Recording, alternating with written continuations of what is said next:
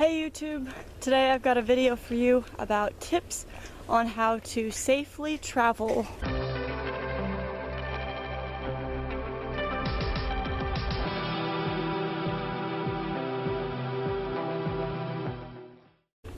Today I'm walking in the Sydney Harbour National Park, so I thought it would be a perfect opportunity to talk about traveling because I'm doing it at this current moment. I don't necessarily have a lot of tips about planning and traveling that have to do with being transgender. I came out as trans while I've been overseas in Australia, and I'm pre-testosterone, and I haven't had any issues with that so far. That being said, I'm planning on traveling to Singapore in August, and it's not known to be very LGBT friendly, so I may have some better tips when that time comes, but all I can say is probably just research and know what you're getting into, and maybe even travel with someone you trust. If you're not alone, it can sometimes really help if you're worried about those types of things. I haven't changed my passport or anything, so I had to book all my flights in my dead name and do all of that in my dead name, but I don't really mind that much. I just figure I have the opportunity to travel. I have some just basic tips for traveling that aren't trans related that I think are still important for everyone to know. Make sure to pack for the weather and have lots of layers. I did not know it was going to rain today, so I am absolutely soaked.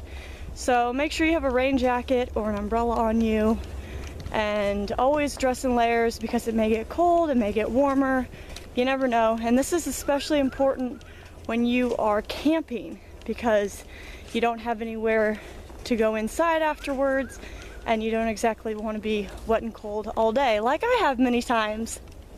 My next tip would be to also pack lightly because I have had many instances where I've had way too much to carry and way too far to go, and I killed my back. So pack lightly, you can wash things as you go along. It's a lot easier and no one cares about your fashion, especially if you're traveling alone. It's quite a pain to try to pack everything into a suitcase that won't fit all of your things, and then you sometimes even end up paying more when you're getting on an airplane because your bag weighs too much and then you pay $50 extra to carry all your extra junk.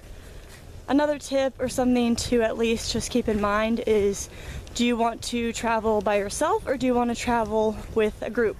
That group could either be your family, your friends. All of them have positive and negatives. If you travel solo, you tend to have more freedom. You do things when you want, and that can be nice. I recently did that when I went to New Zealand, but it's also pretty good because you can stay at hostels or take tours with other people and meet them along the way. But I really missed having someone that was with me the whole time that I could talk to at the end of the day, and if I was lost or wanted some input, have someone there. I'm currently traveling around Australia with 3 of my family members, and that's really great because I have them to share all of my activities with, but we all want to do different things, so sometimes that can be a little bit hard, and we tend to all kind of have opposite wavelengths sometimes. I also find that save your money when you can. I'm the type of person that doesn't care too much about specialty drinks or specialty food. I'm more about getting out there and doing adventures and spending my money in that way. So go to supermarkets to buy your food while you travel, or if you're into going to restaurants or nice coffee shops, maybe just do that less. It all depends on what you think is most important during your travel. Check this out, it's pretty fucking cool. It finally stopped raining and now I'm going down the hill.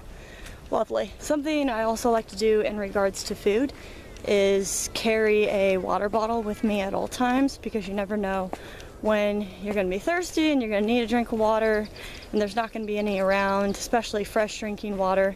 You can also get a life straw. I've heard those things are good. Also pack some snacks with you. It sounds obvious, but you know, sometimes you're somewhere and it's easier to have snacks than pay $30 for lunch. I would also say, especially for me, you want to have a map with you or have a phone with Wi-Fi or maybe a SIM card, depending on if you're in another country and you don't have phone service. I get lost really easily and I get a bit of anxiety, like most of us do, if I'm lost. I think my last thing would be to take in the moment. It doesn't matter if you always have the perfect Instagram photo or all the best pictures. You tend not to even look at them sometimes afterwards. And I think that's about all I have. And if you have any questions about traveling or you want to tell me about your recent travels, feel free to check out my YouTube channel. Don't forget to subscribe to Paper Boys, and I will see you next week. Hey everyone, I've got a new video for you today, and it is about tips to travel safe.